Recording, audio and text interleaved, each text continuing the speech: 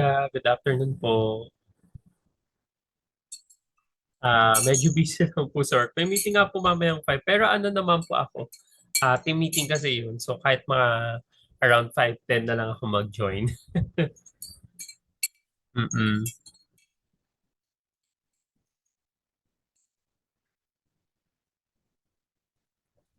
Ayan. So to give you a clue, parang ganito siya. Kaya siya tinawag na alkene oxide kasi parang if you will derive it from an alkene, ganyan yung epoxide na mabubuo. That's the only clue that I'll give you. Hint. Actually, na-discuss na kasi natin to nung last chapter 7, no? Yung sa alcohols, ethers, and epoxides, na meron tayong, I think, three methods for naming epoxides. Yun yung nasabi ko sa'yo. Ayan yung binibigay mo, yung epoxy, that's the first one. Okay? Then yung second one will be the oxa. Then yung third one will be yan, yung alkene epoxide or alkene oxide rather. Okay, so that's your clue. I will not give any more hint regarding this item.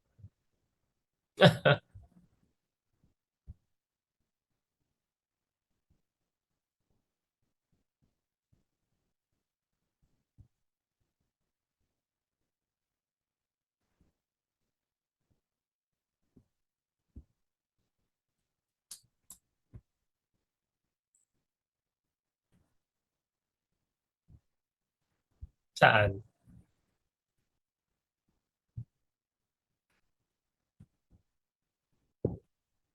Mm.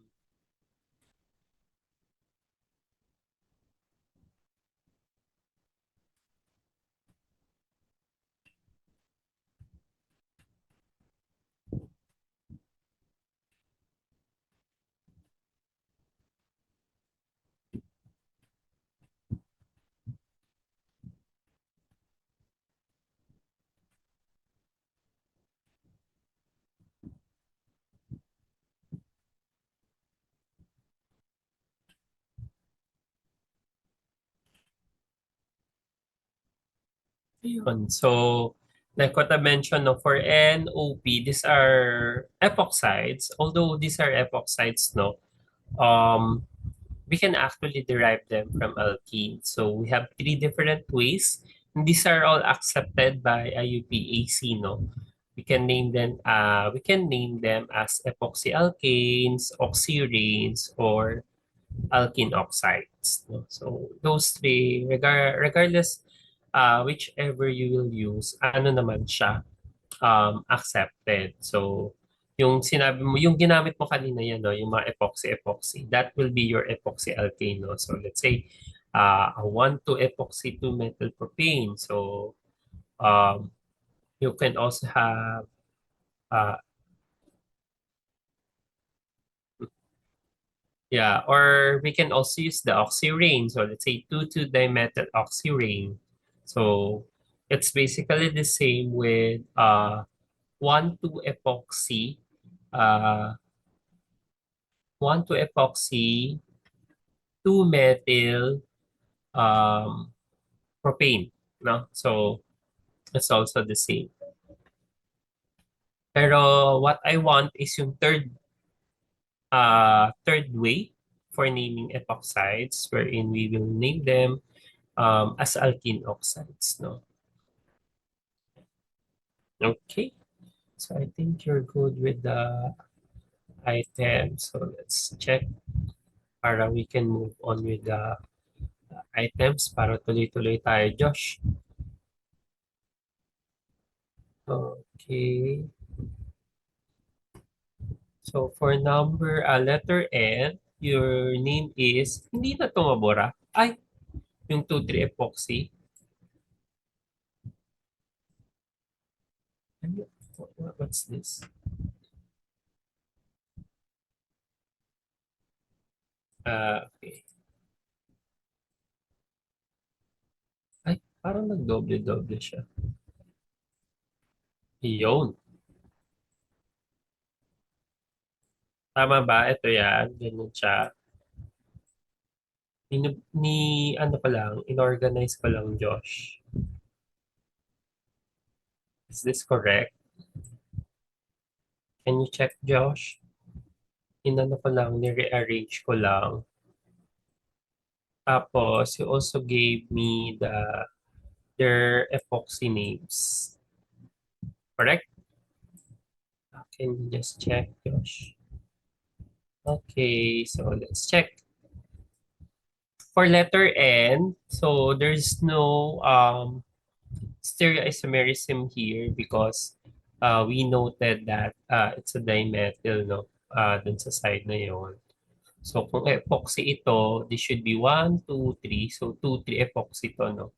Yan, 2, 3 epoxy, 1, 2, and then 2 methyl. Dapat ganun. Mali lang din tong name mo. So dapat nasa 2 methyl ka. Kasi ayan, no? Ito, Josh. Ito, yung epoxy name mo, don't worry, hindi ko to checkan kasi hindi naman yan yung topic natin. Pero mali ito, Josh, ha? Kulang ka. Kasi may 2-methyl ka na substituent. May methyl substituent ka at carbon 2. So that's correct na 1, 2, 2, 3 epoxy. Ito, yan. Sige, join ko na itong next na isa ko pa account. So that's correct now, 2, 3 epoxy. And then, yun nga lang, meron kang methyl group dito, no? So you should also include that. Okay? Tapos, 2, 3, 4, 5, 6, correct? That's 2, 3 epoxy, 2 methyl hexane. That is the correct name.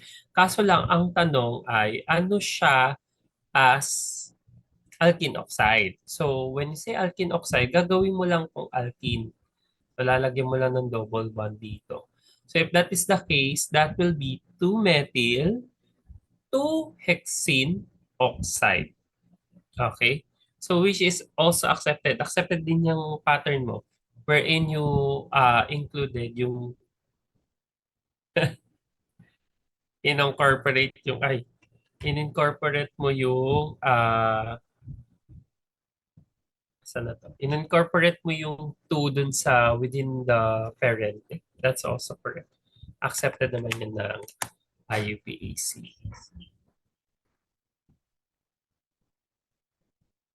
Oh, there you go. So, na-join ko na yung isa kong account. Oh, so, this is correct, no? So, ayan. Ano nangyari dito? Ay, yan. Ay,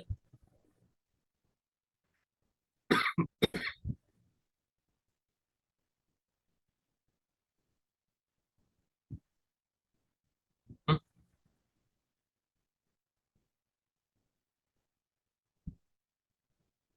So, tama naman to. Excuse po. Tama yung una mong name. So, mali lang tong sa epoxy mo kasi kulang pa nga nung metal na substitute. So, for letter O, yeah, so isa lang naman yung ano mo dito, i-assume na double bond, no? So, no need na rin naman na include na yung uh, 3, that's carbon number 3. So, ang sagot natin ay 3E or E3 heptene oxide. So, E-hep3 oxide. Correct. There's another name for that, for letter O, before we proceed with letter P, Josh. Before we proceed to letter P, ano kaya yung ibang name pa for letter O?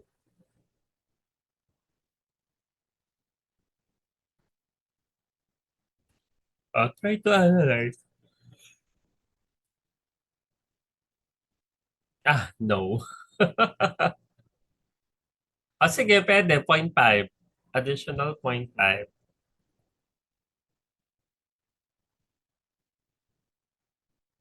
So far naman for this number, isa pa lang ang error mo eh.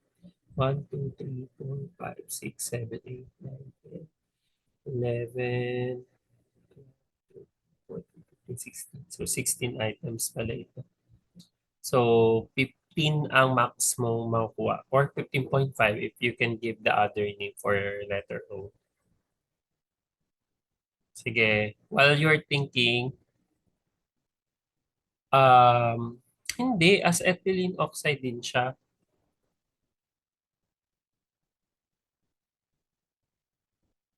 Hmm?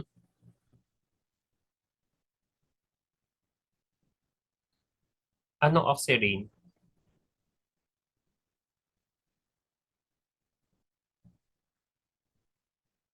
Hindi.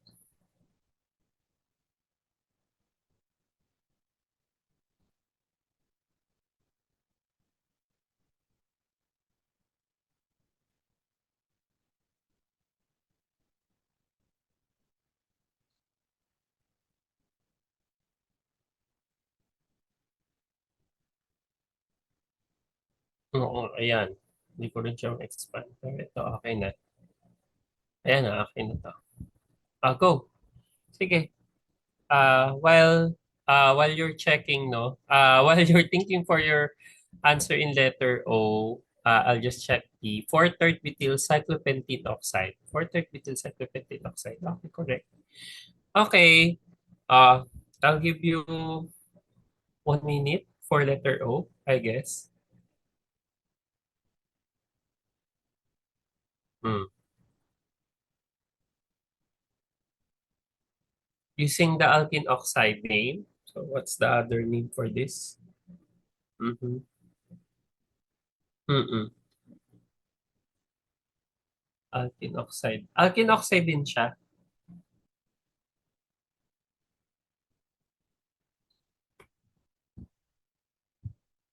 Hmm. Pag nag 390 na sa akin times up na yun, so you lose the chance of getting 8.5 point.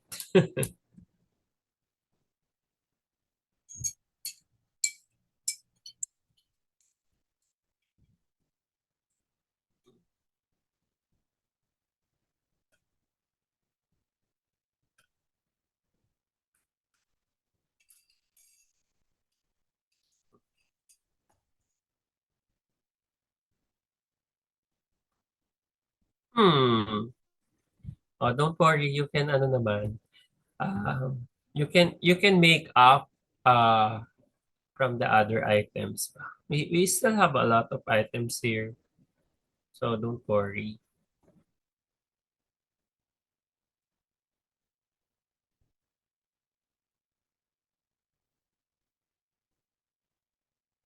Medyo napapa-fast track lang tayo sa mga discussions natin sa organic Joshua para mas madami yung matapos natin by the end of the year na hopefully by the end of the year ay pwede na kitang mapasa talaga sa ah, ibang ano naman, organic prop. Ha? Trans what? Okay, correct. So, ang other name niyan ay trans-3-heptene oxide or trans-heptrine oxide. That's what I'm looking for pa. So, pwede rin ito. Dito ko na ilalagay ha. Ayan. Trans, trans-3, 3-heptene oxide. So, don't forget that, please don't forget, Josh, that geometric isomerism na prefixes can also be used here, no? And there is still accepted as IUPAC name. So, cis and trans. Yeah, correct. Cis and trans lang talaga din yan. So, it's a trans, its other name, official name is trans-diheptene oxide. Correct. Okay, so with that, I'll just stop sharing this and then let's proceed with another item. Several items, I guess. Muna to. Mhm.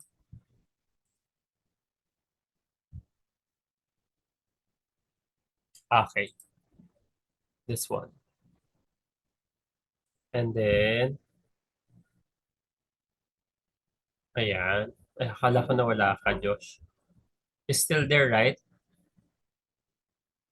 Okay. You screenshot, you take a screenshot of 5 to 9, I guess, kung kaya. Ayan, 5 to 9 ka. Tapos ako yung 10 onwards. Para hindi tayo pabalik-balik dito. We're good? 5 to 9? Okay. Tapos stop share ko lang. Ako na yung sa 10 onwards. Tapos, let me share. I'll reshare our whiteboard for organic chemistry.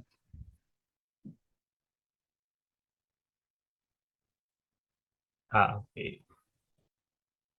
Ito ay synthesis na. Okay, hanggang dito tayo.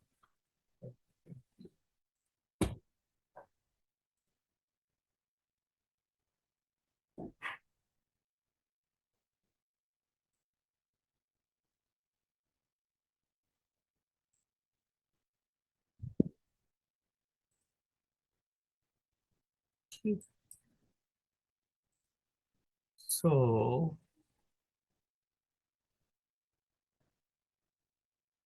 wala na. Punta tayo dun sa pinakaunahan.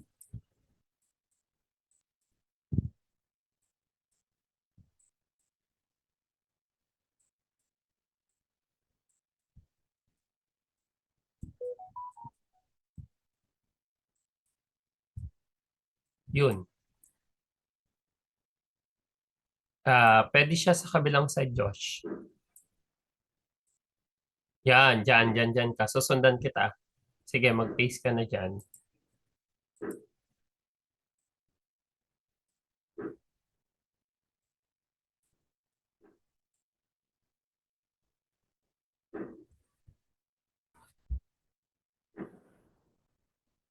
Sige. Ayan. Nag, nag-load na yung akin. Kita na?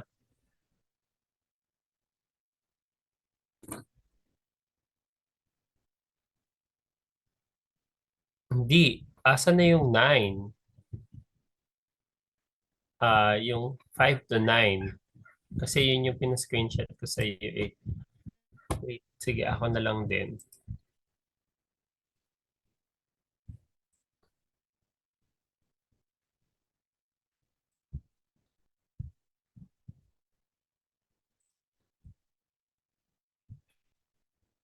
Ayan, sige. Paano mo na lang, Josh? Paayos na lang siya. Siguro, I'll draw na lang a line here para it's a divider. Oh,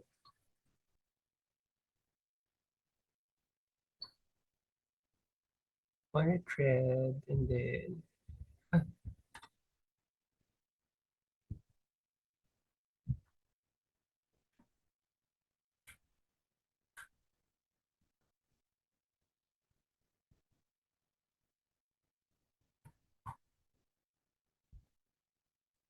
hmm,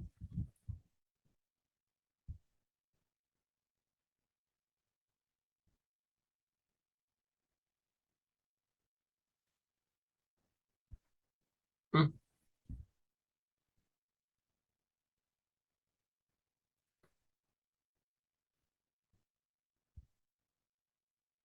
yan.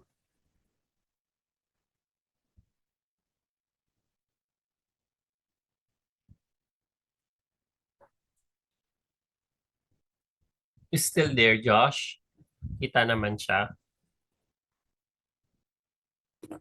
Okay, good.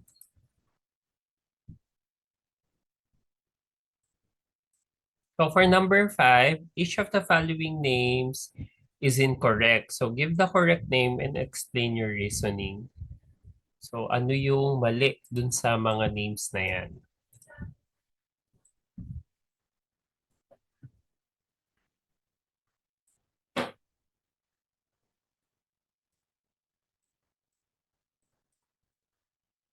Yup, that's the question. Enlarge this. Ang isa. Diba?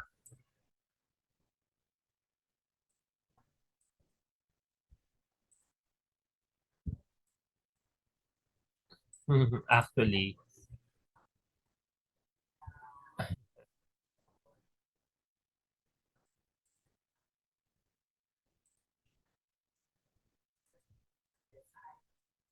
But this ano ha, yung parang mga menial questions, Josh.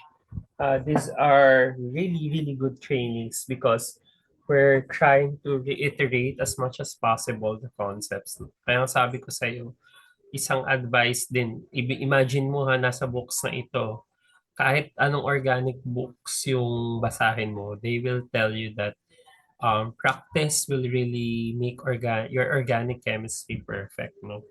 Or not nearly perfect, at least uh, yung proper reiteration of the concepts and structure. Kuya, kasi ano siya, uh, bukod sa visual yung structures kasi, yung proper way of drawing ng structure, presentation of structures, and at the same time, yung mechanism. Kasi yung mechanism din ay,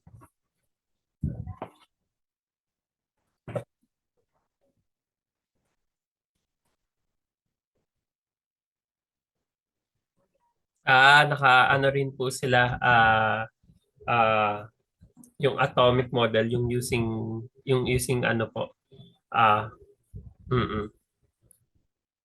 Marami po kasing students ay hindi talaga sila yung ano lang, reading na learner, no? So they need to visualize things, lalo na sa stereochemistry.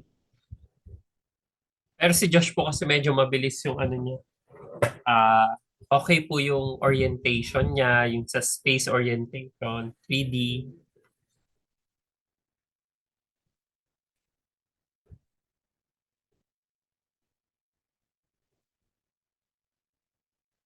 Hindi, sige, try mo. I-draw mo yung trans-terpentine.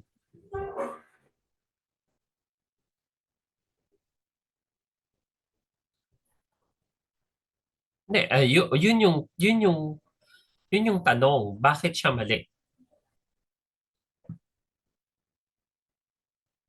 Ah, so explain mo why is trans-terpentine wrong and then give me the correct name supposed to be. So it's really nice there that you draw the structure so that you'll properly name it.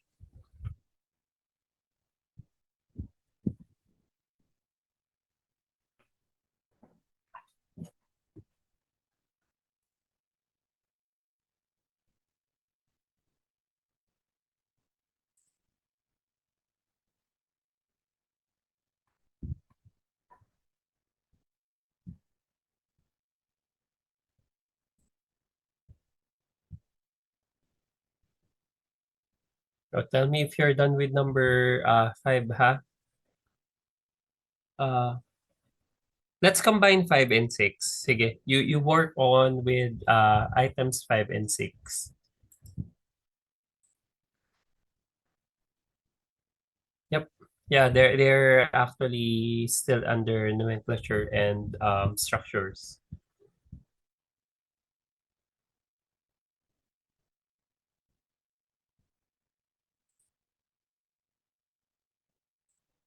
Ah, at kaya ka may space dyan sa gilid. You write number 5 there. So, ikaw talaga.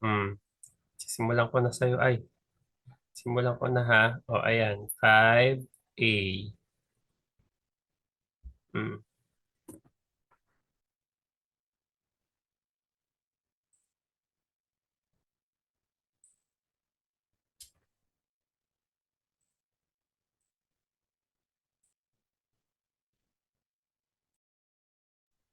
So tell me, Josh, if you're done with ano ha, 5 and 6. Ayan. Tapos, bakit mali? No? So yan yung correct name. Kung for you, yan yung correct name. Then bakit mali yung uh, name dun sa problem?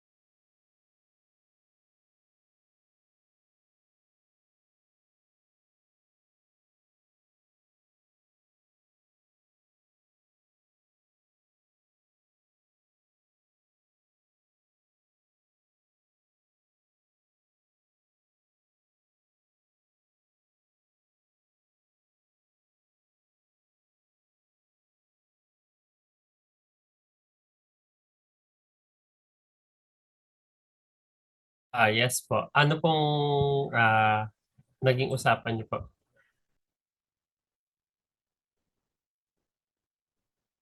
Ah,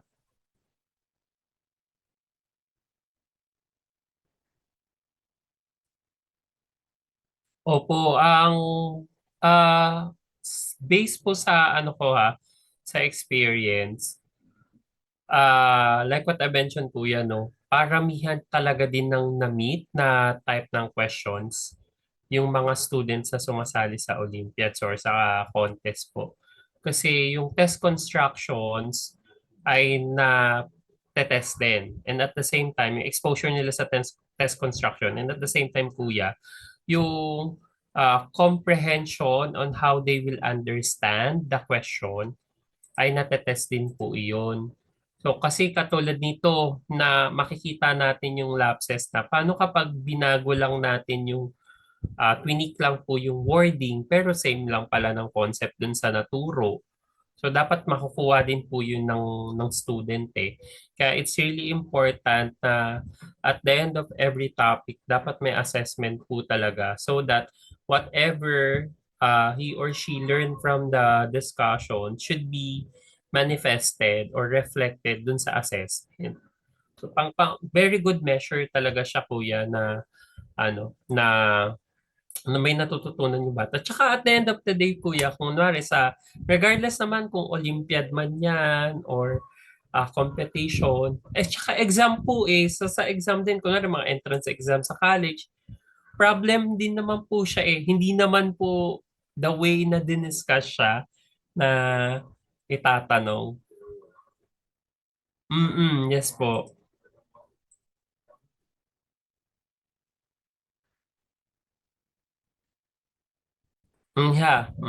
Correct. So, matetest din po talaga yung logical reasoning nung students. Kaya ako po talaga ay fan din ako ng assessment kasi yung teacher din po gumagawa din ng tanong kasi katulad po kay Josh, it takes time din po ako gumawa ng mga problems like this. Kasi bukod sa hahanapin ko po yung correct questions na up dun sa level niya, at the same time, I need to create an environment na mas challenge siya mag-isip. Ganun po. So kaya marami po akong challenging questions per practice set. Parang nakapapansin naman po yan ni Josh na habang nag-move kami ng number, following naman po yung discussion, pero yung sa mga bandang dulo, mga random item siya na mas mahirap. Tapos, yung majority po ng tanong na ginagawa ko kuya ay hindi talaga makikita sa internet kasi ako po personally yung gumagawa. So, oo. Siyempre, ayoko pong parang magkakaroon ng idea. Well, alam naman to ni Josh na you can actually find the answers dun sa ibang items. Pero sa other items, wala talaga. Kahit nga po yung, eto organic, medyo mahirap po ito i-search kasi structures po ito Paano kung structure lang binigay ko like, hindi mo naman yung basta-basta may input lang sa ah, AI or kung ma-input man po yung image, hindi niya mababasa ng maayos, lalo na kung complex. Oo, lalo na kung complex, like ayan no, kunwari yung bongkrecic acid, input mo yan, yung item dyan, let's say ipapareact ko siya kunwari sa'yo kasi ayan kasi easy Kaya easy, so mga easy yan. So baka possible, may possibility masagot niyan, pero paano kung ipareact ko yan sa'yo, let's say, you do hydrogenate, bromination there, no? So, mahihirapan yung AI. Ala, ang daming alkene. Saan niya ire-react yan? Oo. So that's the problem with AI currently, no? So, pero like what I mentioned, Josh, no, madedevelop din yan eventually, no? So, mm kasi para at least mas complex systems or complex organic compounds yung isosolve ni AI, no? Tutulungan niya pa rin yung human mind. At the end of the day, kuya, human mind pa rin naman po yung parang magpa-prompt kay AI kasi hindi niya naman talaga kaya.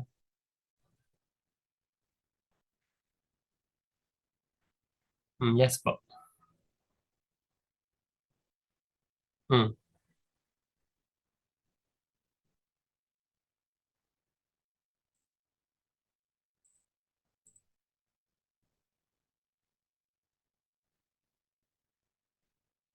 Apo.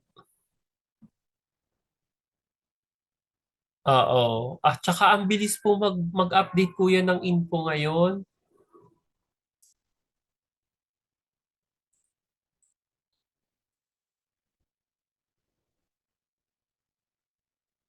Mm.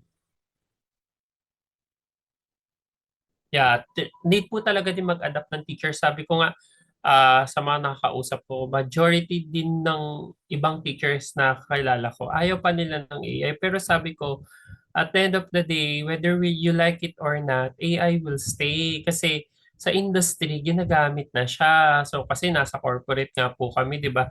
So, sa industry po, kuya, as in heavily used na siya, lalo na nung mga advanced talaga na companies, ginagamit na po siya. So, mapag-iiwanan yung students natin kung hindi natin sila hahayaang gamitin yon, pero under the guidance sana ng teacher. Yun po yung proper doon.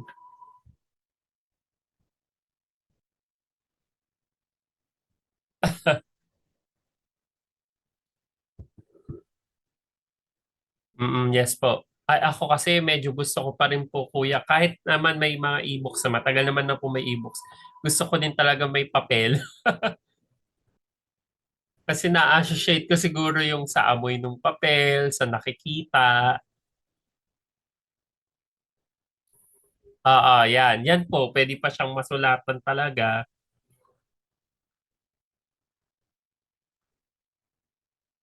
Yes po.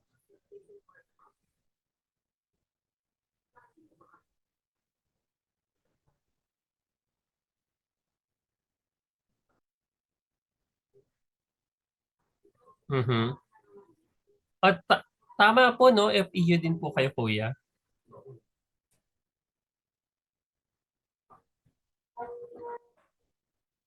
Ah, ah. Oh, okay.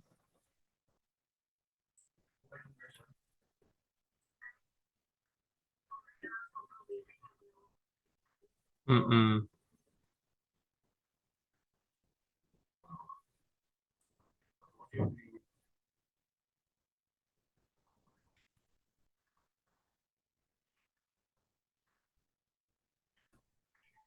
Mm-mm.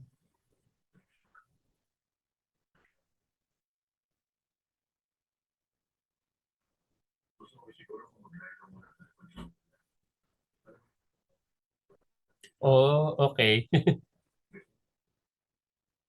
Ah,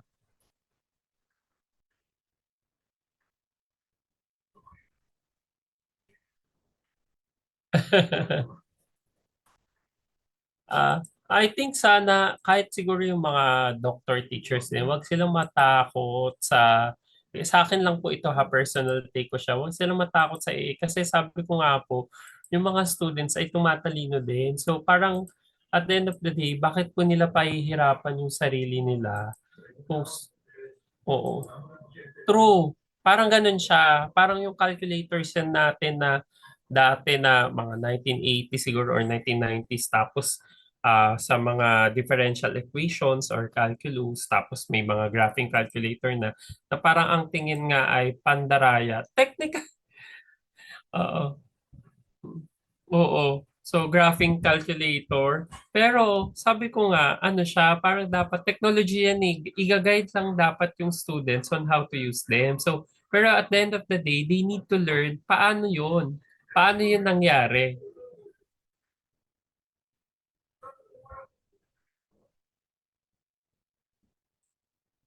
Mm-mm.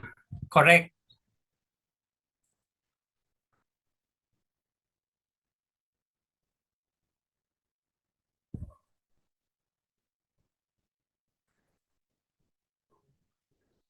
Correct. At mas mabilis mo siyang matatapos actually.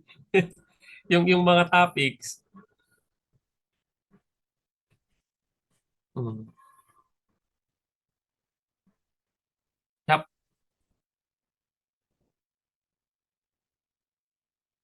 Mm-hmm. Mm-mm.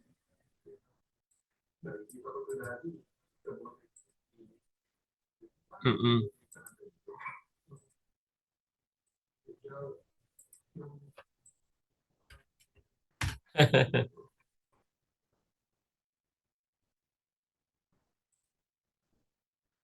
Mhm. Hmm.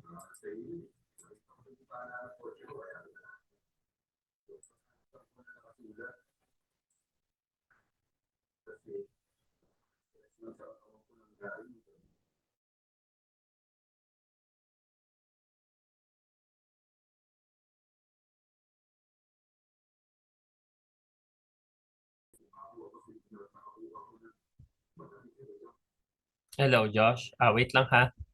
Naglo-load lang yung whiteboard. Pero shinare ko na rin. Ito na. Yan. Tapos open. There you go.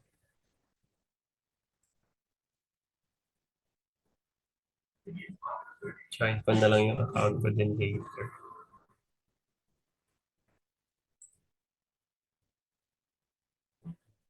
Ayan. So once lumitaw na siya, pwede naman na yan uh, pwede mo na ulit i-resume yung pagsagot mo.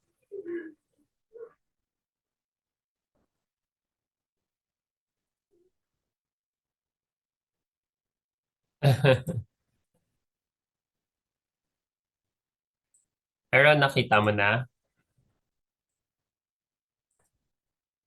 Okay, nag-load na rin naman siya sa end ko. Just making sure na nag-load na siya sa end mo. Yep. Mhm. Or you're already in 5C. So if you're done with number 5, you go next to number 6 lang. So we'll check both number 5 and 6 after you answered 6.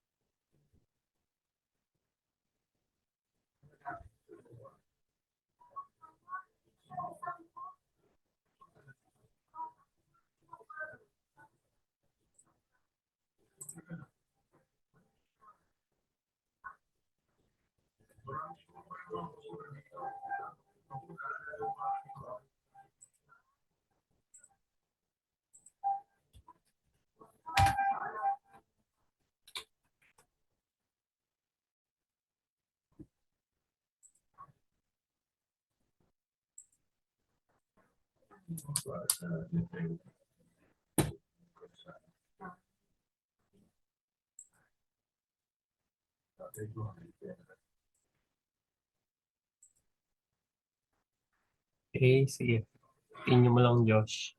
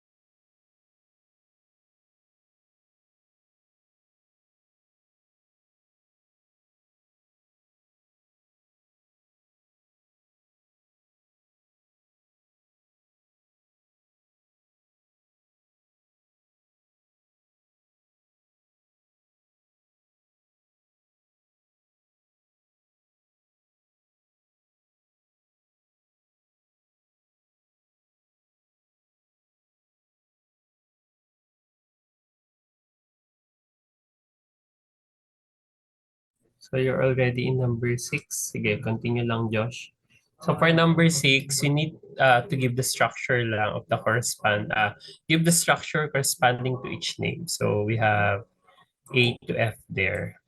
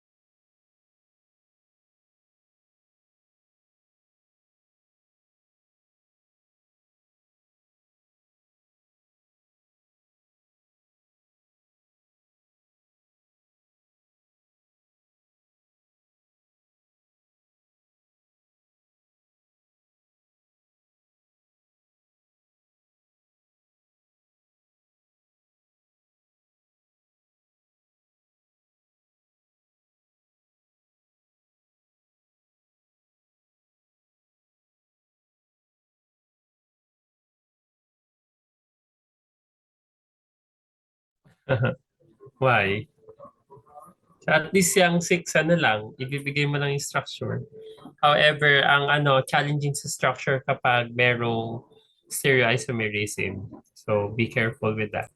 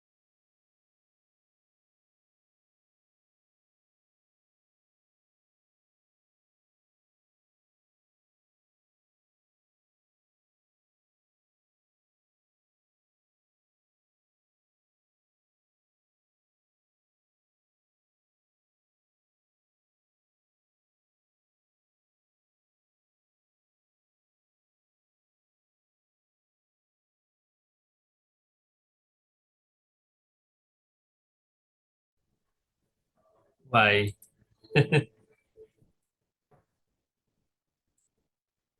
Yeah, you don't like that, at least sure points for correct answers.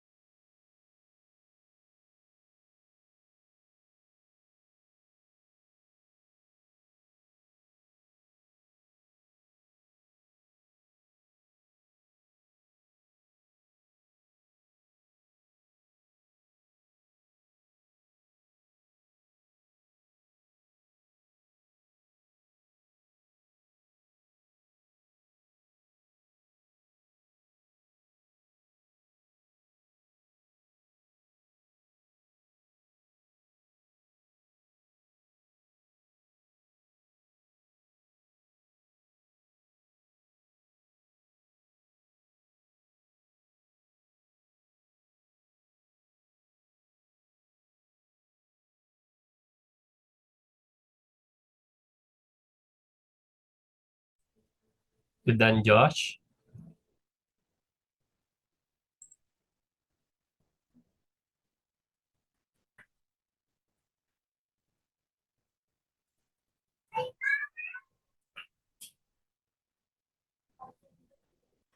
Yes, sige, go ahead.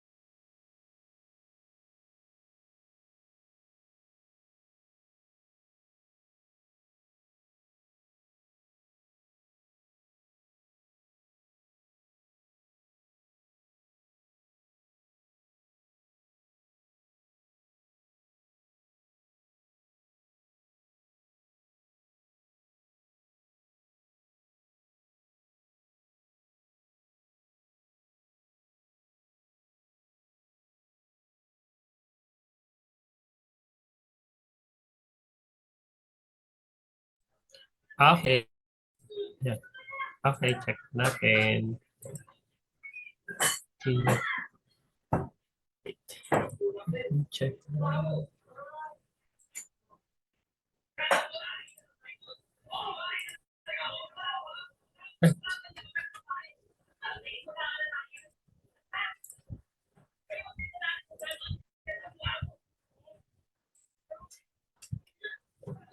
Ano siya?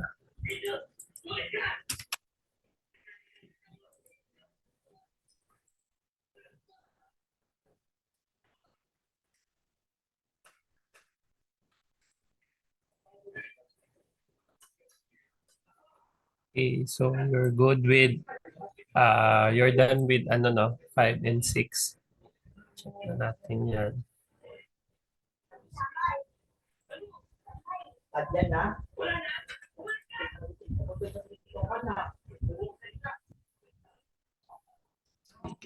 Saan ito? Join ko lang yung isa ko din account para better po siyang masulatan.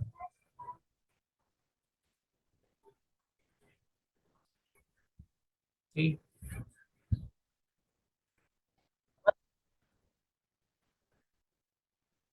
Hindi pa naman. So, we still have 10 minutes for this second session. So, join ka lang agad din, Joshua, pag nag-end. Okay. So, for number 5, so yung letter A it's wrong kasi hindi natin dinesignate yung lower number, no? So, yung lowest locant should be allocated to the first carbon na nag-participate dun sa double bond. So, yung trans-3-pentene is wrong because it's supposed to be it's trans-2-pentene. So, I'll give you uh, zero point 0.5 for the structure. Ay, yeah. 0.5 for the structure.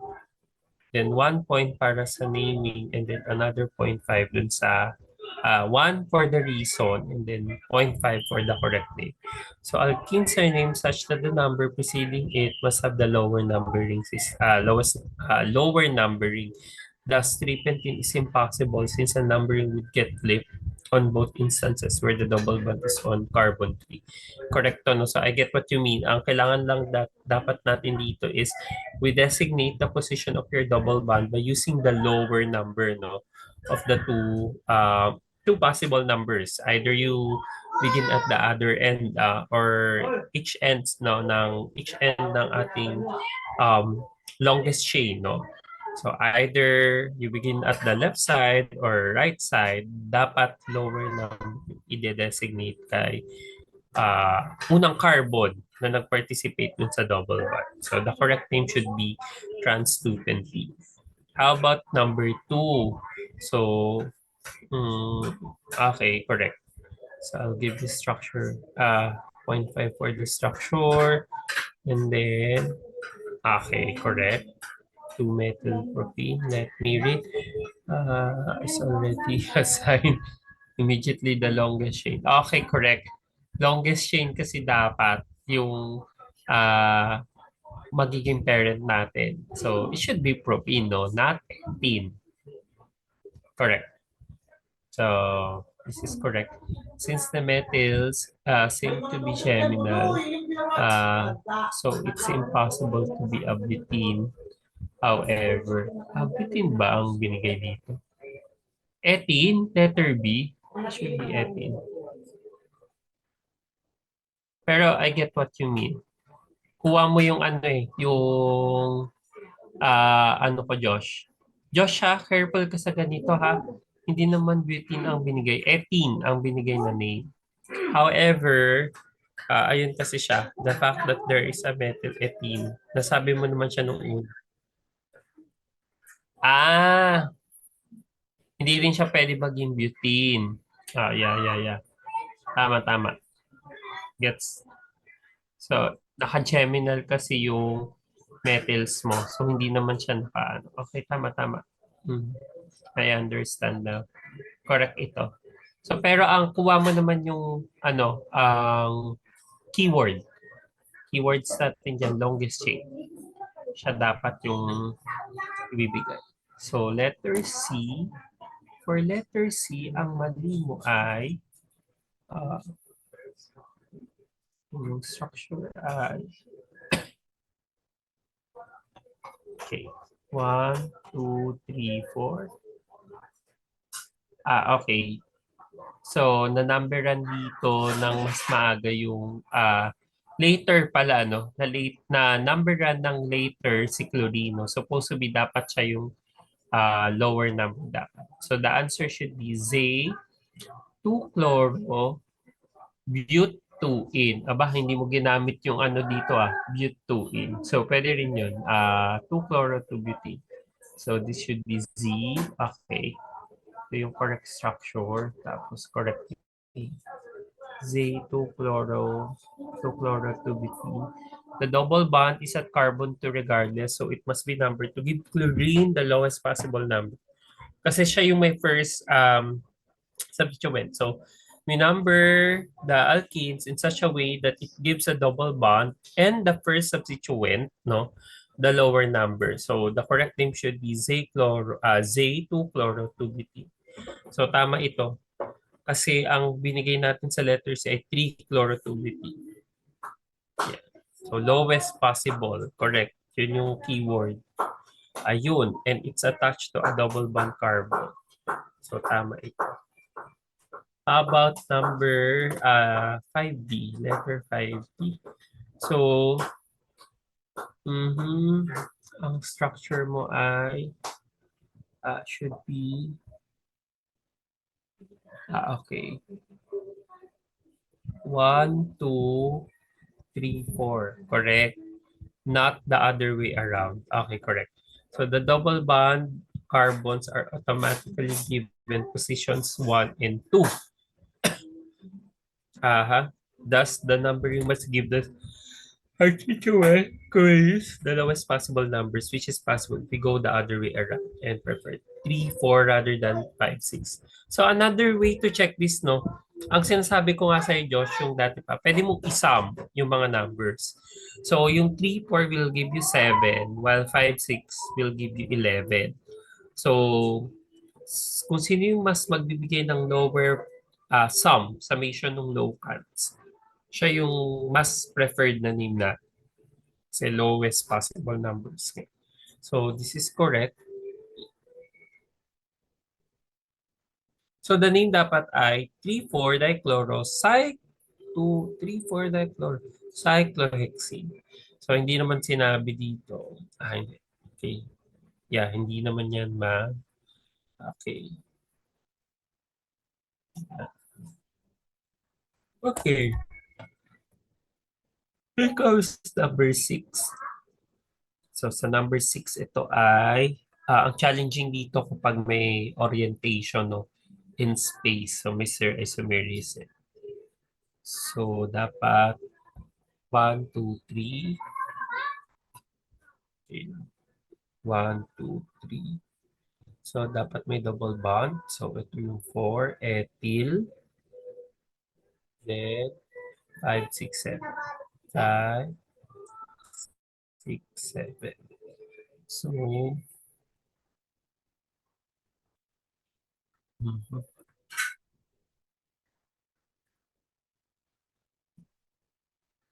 heptene or ethyl 3-heptene. Correct. For ethyl 3-heptene. Yan, tama naman. Kala ko sumobra ka ng carbon eh. Sa 6B,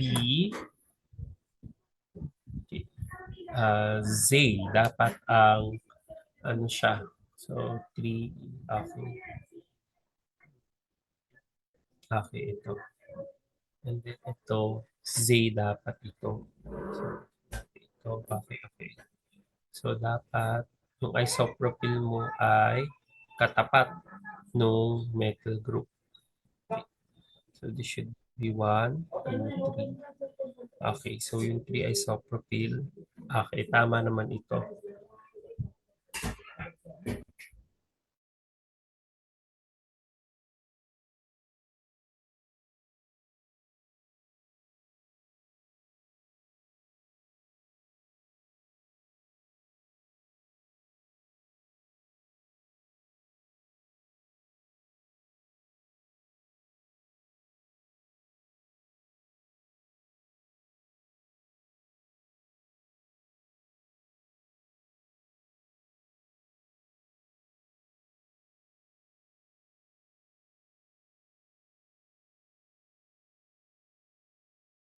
Ayan, hello Josh. Rinig ako?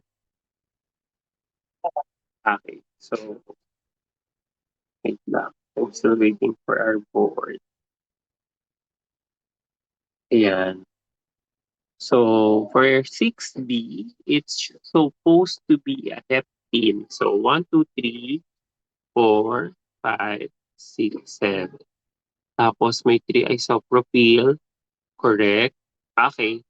So, 1 point dito, 1 point dito. How about sa 6C? So, ang 6C mo, supposed to be ay ang carbon 1, ang carbon 1 ay ah,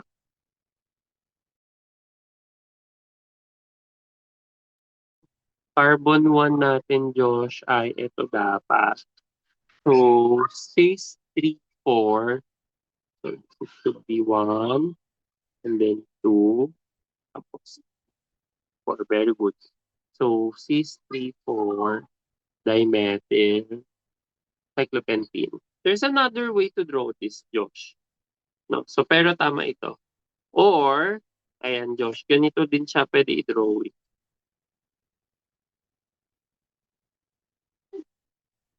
1, 2.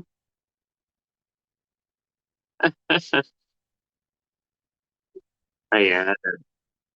That's also the same. Yes, yes. Basta nasa same ano sila. Mhm. So for 6D, so for 6D so it should be nakas Z letter T. Z for R for metal 250. Okay, dapat nakasis ito kasi I mean Z rather. So kapag hinati ko to, dapat ito at saka ito. Correct. Tapos ito, 1, 2, 3, 4. So this is carbon 4. So this is a stereo center. Correct. Dapat nasa harapan mo si methyl. So nasa likod yung hydrogen. 4, 5, 6. Correct. Tama ito. Kala ko magkakamali ka dito eh. How about dun sa kanila? mm-hmm. Letter E. Letter E rather. We have E4S for chlorotupentene. So 1, 2, 2 pentene, correct? 3, 4, and then 5. Okay, so 4 chloro, correct? So dapat ay 1, 2, okay, double bond. Dapat ito ay 4S. Okay, 1, 2, okay, tama ito. This is 4S also. So it should be 1 cyclopropyl, 1, 1, 2, 3, 4. Yeah, tama. Wow. So far, so good. Perfect ka sa both items na 5 and 6. Mm-hmm. So with that, we can switch to our... Ay, yeah, nag-switch tuloy ako na.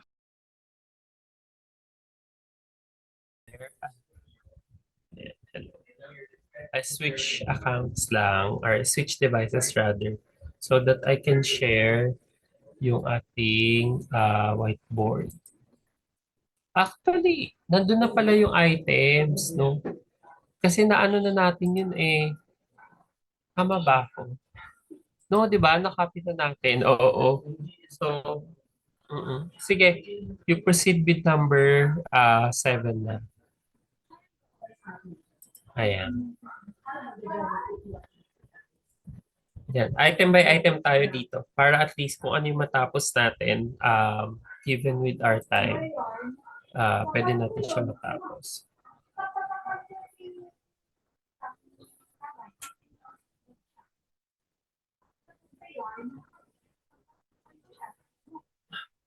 Okay, so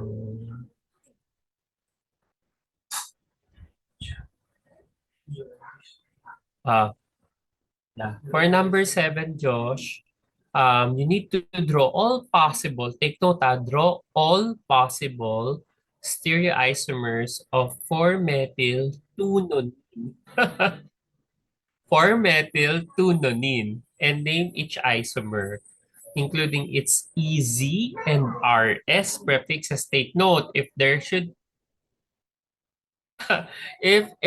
will be possible combinations of EZ and RS, you should also name them. Uh, for letter B, same item, you just need to label 2 pairs of enantiomers. And then letter C, label 4 pairs of diastereomers. Yes.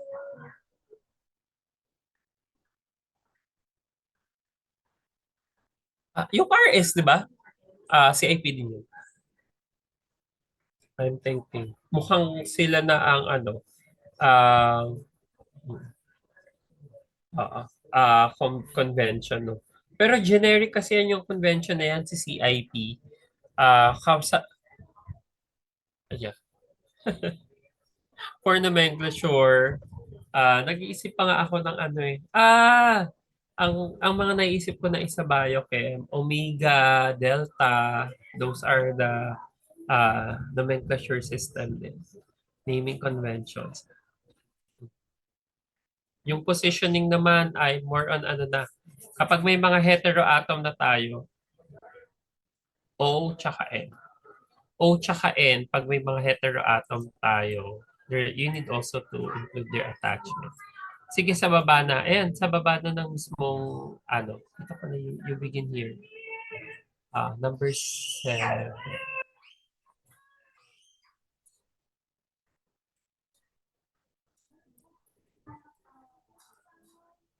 Lahat may double bond?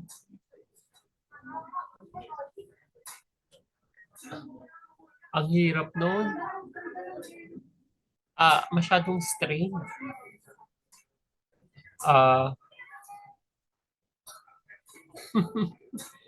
Tapos naka-cyclo.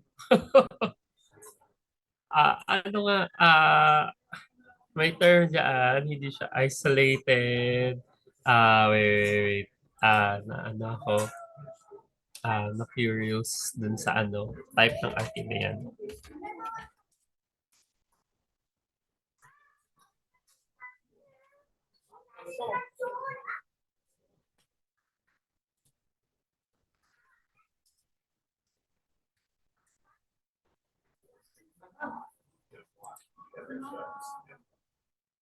Cumulated dienes or allenes. Allenes kasi yung tawag doon.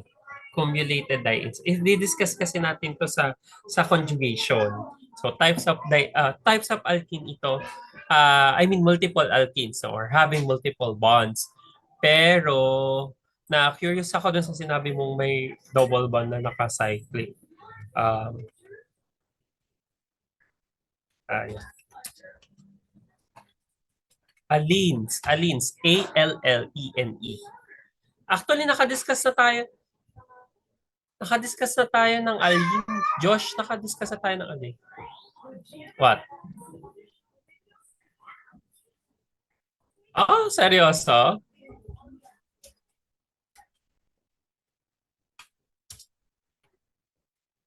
Ten carbon atoms. Ay, oo nga. Ano siya, merong nag-aano, no? Meron talagang yeah, actually. Grabe ito, oh. Sunod-sunod siya. Ala, tignan mo nga, may cyclo na ano, nagawa. 3. Cyclobutene. I mean, cyclobutatriene. Imagine mo. Cyclobutatriene. Sobrang strain yan. Kaya feeling ko ano yan. So, sobrang reactive.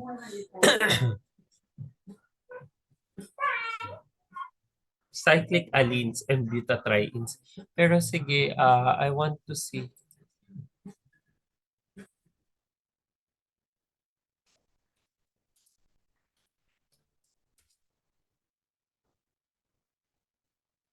Butatetra. Oh, yun nga. Yun yung sinasabi ko sa'yo. 3 siya. Cyclobutane. Meron din. Naka-4 na. Tetraene. Okay.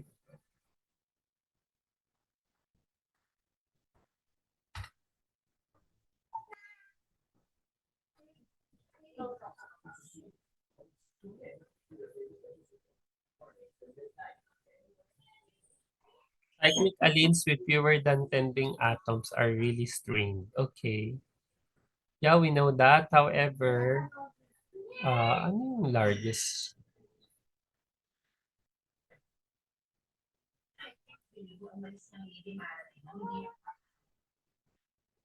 Bakit kaya nila ginagawa to, no? Hoy, grabe, hindi.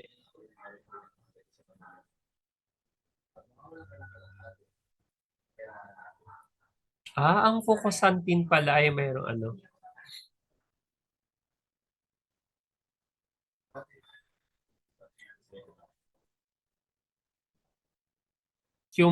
Cumulins pala ang general term doon.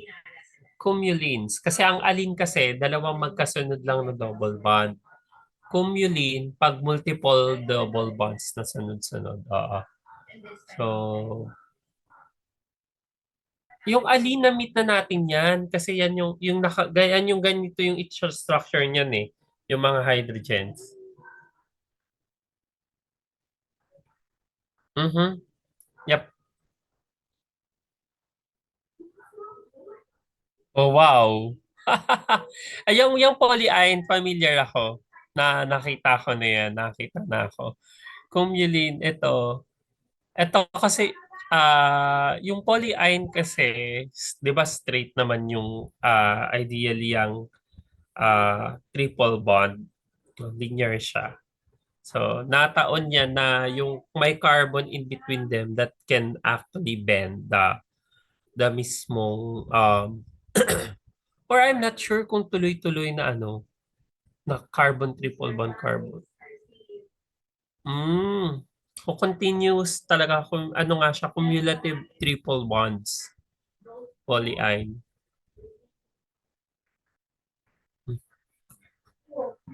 Uy, yeah, pero alam mo, ano yan? Useless, ano kasi siya, wait lang Joshua, just to pique your interest. Ako honestly, tingin ko nga, di ba, useless science siya. Pero alam mo kung ano yung gusto din nilang i-overcome dyan? Yung limitations sa organic synthesis. Nagigets mo? Yes, exactly. Na para, yeah, para they can, if someone is researching about a certain reaction, let's say it's for a drug synthesis, o possible kaya to, let's say, magkasunod na double bond.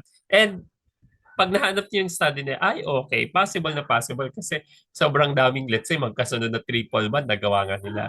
What more pa kung dalawa lang na magkasunod? Something like that, no? It's pushing your organic synthesis into its limits, no?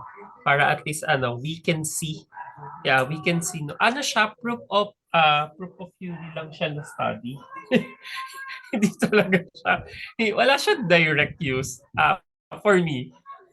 May mga nagsisynthesize yan ng mga kakaibang structure, Josh. Let's say yung mamukhang tao. Oo, seryoso, may mga ganon. May mga na-meet na kaming study na ganon. Na mukhang tao. I don't know kung bakit nila ganon. Like what I mentioned, no? So parang ang main purpose nila is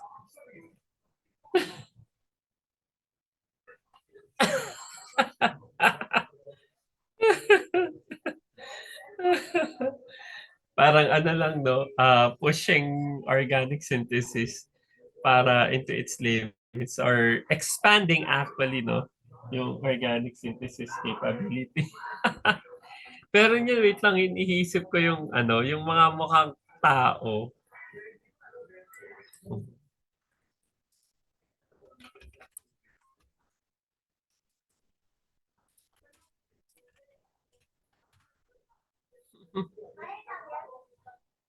Ah, nano puti Putians.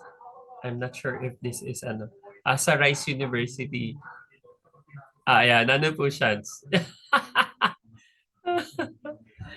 Yeah,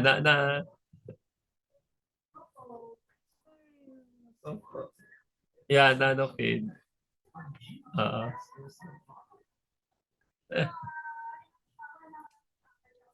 Yeah.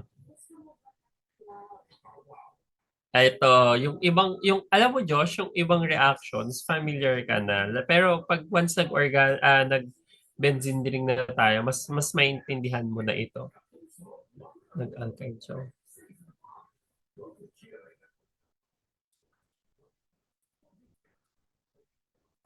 Mm. Mas nag-coupling na sila sa dulo. Derivatives of nanokid. Kapag may diol. Oh my God. Derivatives of nanokid eh. Ayan no? Nano professionals. Oh my God. Okay. That's an R group though. Oh my God. Nano athlete, nano pilgrim, nano green beret, nano jester, nano monarch, nano texan, nano scholar. Oh my God. Nano baker. I can't believe these are true. Nano chef. God. Hoy, imagine they have a very good yield. Oh, yeah. Mm-mm. Mm. Take note, Josh, tignan mo ang ganda ng ano nila, ng yield. Ibig sabihin, mahirap gawin si Nano Pilgrim, oh. Ang baba. 25. Pero the rest, it's really decent. Yung mga 90, pinakamahirap si Nano Chef.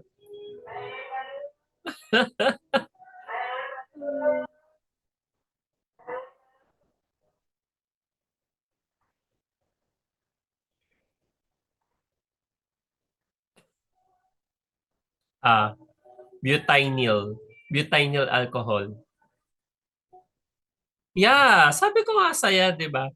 Oo. Haha. Mhm.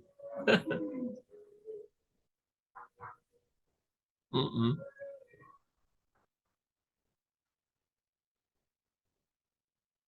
Mas maiintindihan mo yan, Josh, kapag nag-ano na tayo aromatics, may kita mo. May substitution kasi yan. Aromatic substitutions yung mangyayari dito. Kaya nawawala yung mga halogens surrounding your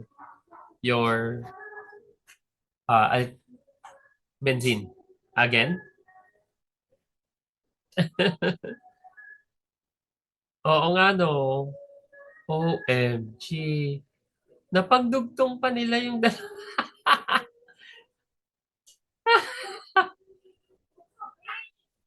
Oh my God. Why, why the heck they're doing this? Anong use nito? Oh my God. It looks like they're dancing. The one with the diol and the Nana athlete. OMG.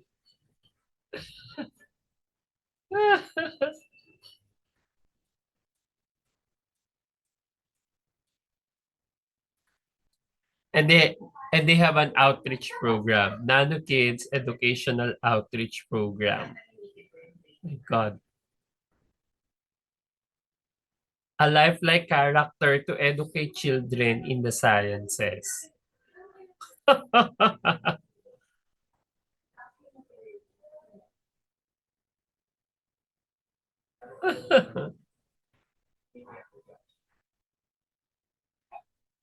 Mm. Ayan nga, oh, ayan, oh. These studies found mostly positive results for the use of the nano kids in classroom.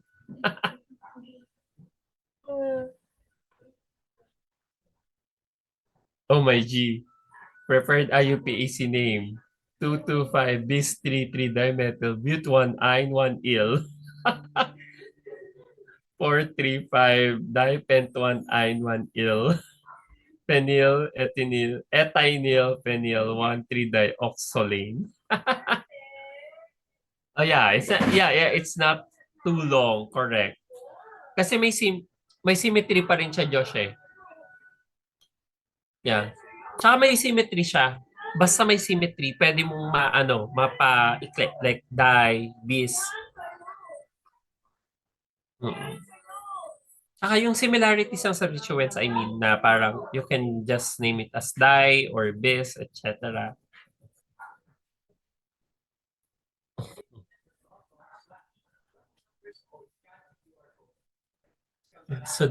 Ayun, Sonogashira coupling. At least, nagagamit yung mga random, not so random, I mean, the name reactions, Josh, for synthesizing these molecules. Alam mo, pero ang naisip ko bang possible dito, kung mapagkukontinue nila yan ng tuloy-tuloy, lalo na yung mga conjugated systems, possible ay pwede silang gamitin as conductors or semiconductors. Malay mo, nandyan sa mga pag-synthesize na yan yung superconductors na materials, right? Carbon-based pero superconductors. So, yan yung mga inaabangan. Oh, yeah. May mga studies ng ganun, Josh, na superconductor sila pero carbon-based.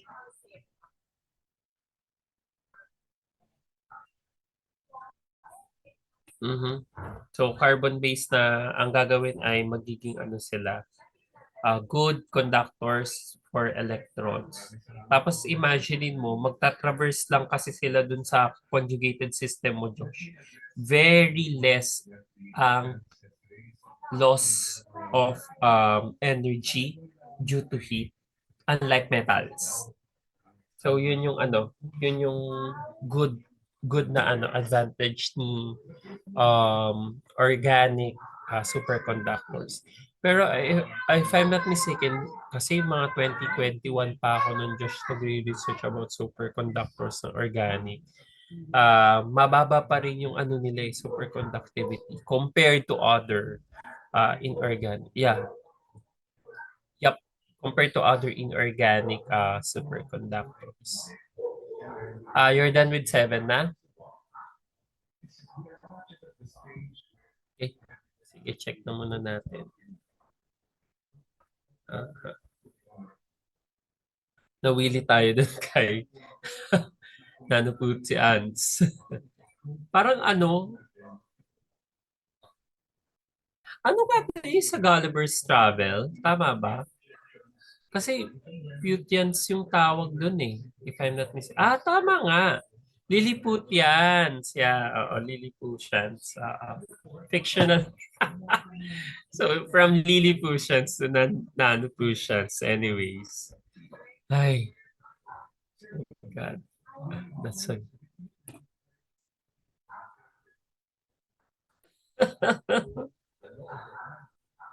Yeah.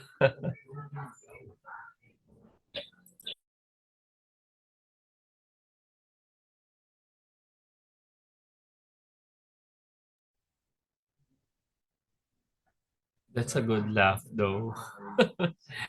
I mean, I'm still thinking of the significant use. Sige, let's try to justify this as pushing the organic synthesis or expanding organic synthesis capability of human beings.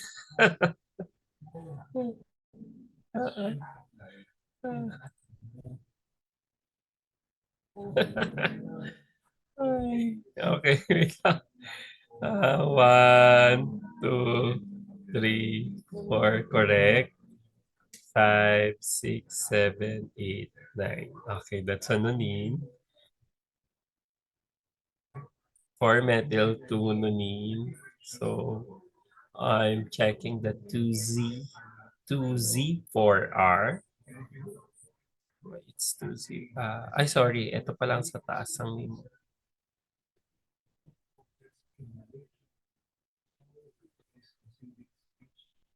Okay, so itong carbon 4 mo is a stereocenter.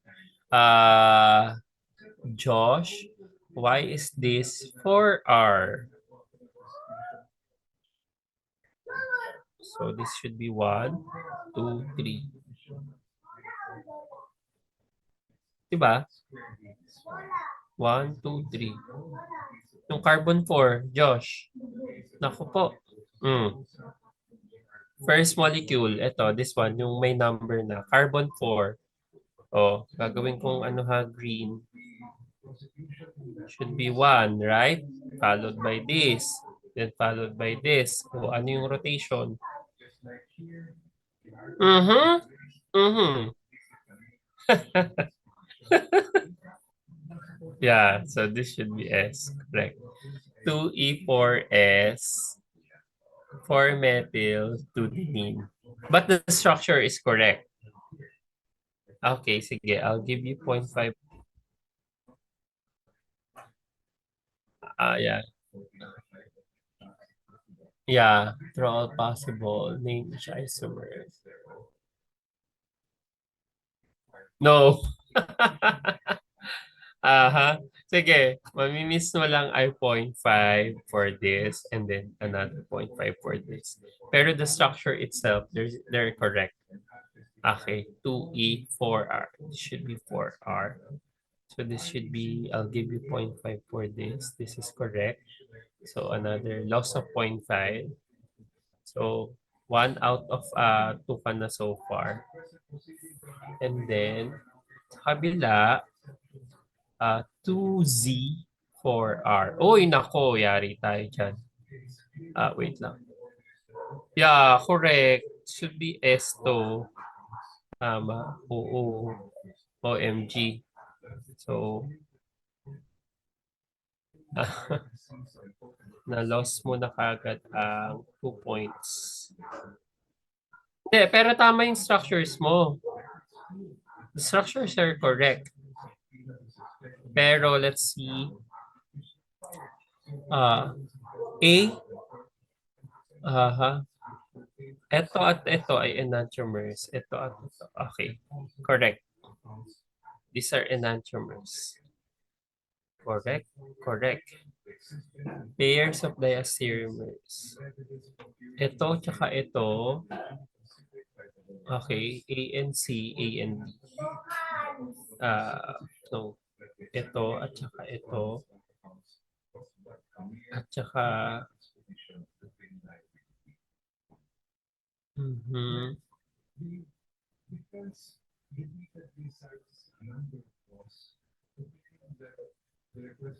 Yun. Nakita ko.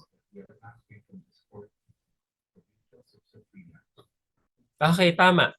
Lahat ng mga A and B mo, yung enantiomers at diastereomers, ay tama naman. So, label 4 pairs of diastereomers. So, 1, 2, 3, 4. So, 1 point lahat yon. For letter C, 0.25 each. Label 2 pairs of enantiomers. That will be another 1 point. So, 2 out of 2 pa doon sa B and C. Sa letter A lang, 2 points yung na-minus mo. So we have 1, 2, 2, 4, 6. Tama ba tayo? 2, 4, 6. So out of 6, 4 out of 6 ka dito. Yeah. Tsaka may extra point ka naman kanina. May extra point ka naman kanina. Okay, let's proceed now to number, you can proceed with number 8. For number 8, right? Okay lang yan. At least maganda na, sabi ko nga sa'yo, as early as now, gumagamit na tayo ng mga isomers. Write three-dimensional formulas for and give names using EC and RS prefixes for the isomers of, yan.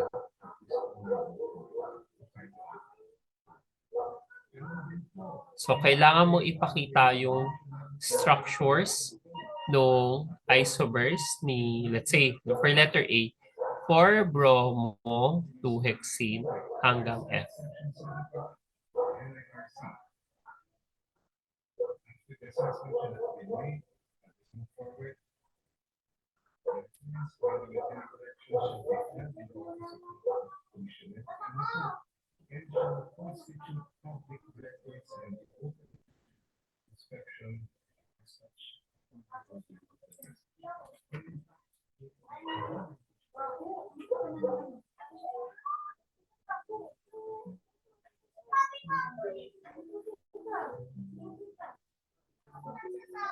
Mm, may mali dito, Josh.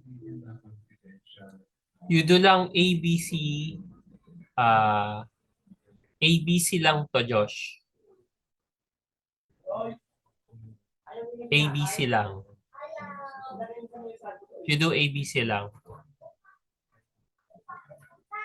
Ah, yung sa letter 8, sa number 8 rather, you do ABC for that instruction. Kasi yung D, E, F, mga wrong names yan ulit. Na-misplace ko sila. It should be in number, dapat number 5 yan. This is for number 5, yung D, E, F. Sige, sige, i-change natin siya.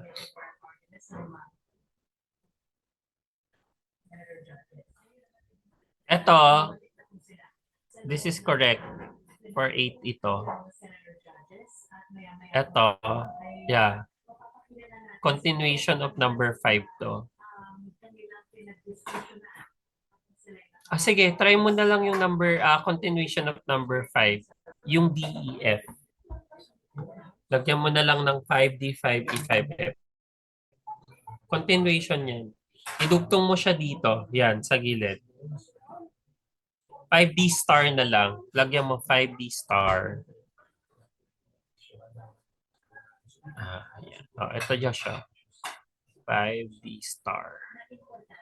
Ayan. Tapos 5E, 5F. Ay, nalito na ako kasi mahaba kasi ang mga ano.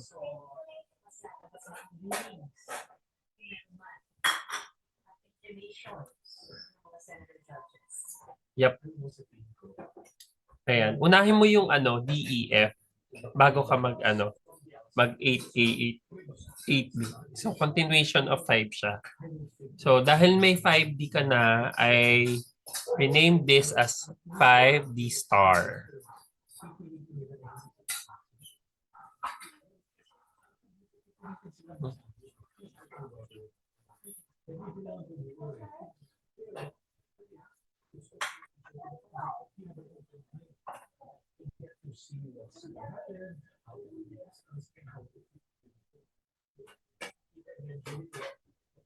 Ayan na.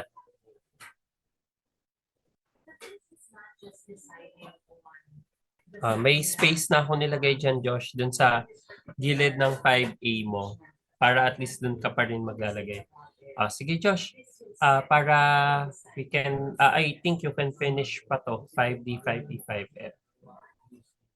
So if ever lang mag-end, Josh, we'll continue this next week. Para sa Friday, let's push Anakem, ha? Babalik tayo sa Anakem. Okay. Sige, please do 5D star, 5E, and 5F. So for number 5, like what I mentioned, no, each of the following names is incorrect. Give the correct name and explain your reasoning.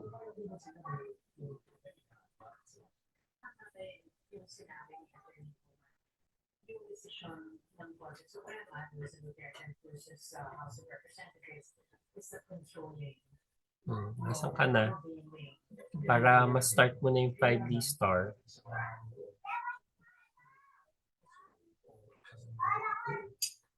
Yan, naglagay na ako ng item diyan sa katabi ni 5A. Yon, diyan. Go, go, go, go. Drawing mo yung structure.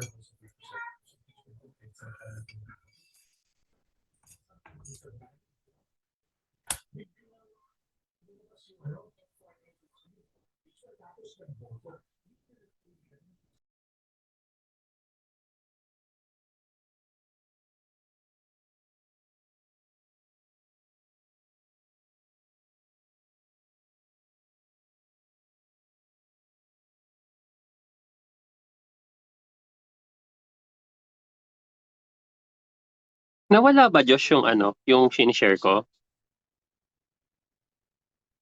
Ay, parang nawala, no? Yeah, sige, sige. Wait lang, ha? Let me share back my whiteboard. and then organic. There you go. It's now loading on my end. Pero I'm pretty sure kung ano na yan, nag-load na rin yan sa end mo. Yeah, it's there. So please continue muna uh yung 5D star, 5E and 5F. I'm so sorry about this. It can be found in item 8. So for 8 ay ABC lang talaga sila. Okay? So I'll edit yung file natin so that we can include the um 5D star E and F to number 5. Okay. Sige Josh, paano na? Pa um answer na. Kasi if I'm not mistaken, we're down to our last 8 minutes, I guess, or 10, around 10 minutes pa.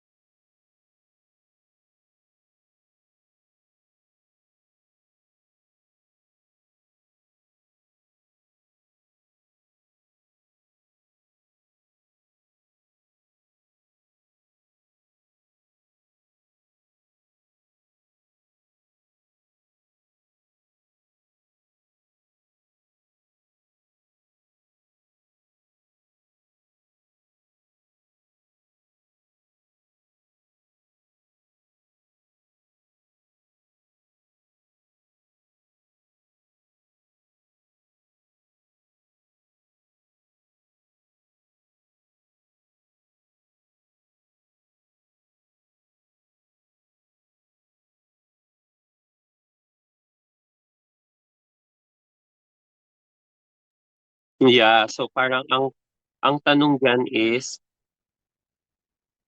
yeah, each of the following names is incorrect. So give me the correct name and explain your reasoning. So you just continue number 5 here. So that will be 5D star, 5E, and 5F. So in case makat Josh yung yung meeting natin, we'll continue this next week ha. Mm-hmm. Okay. Okay. Continue lang Josh.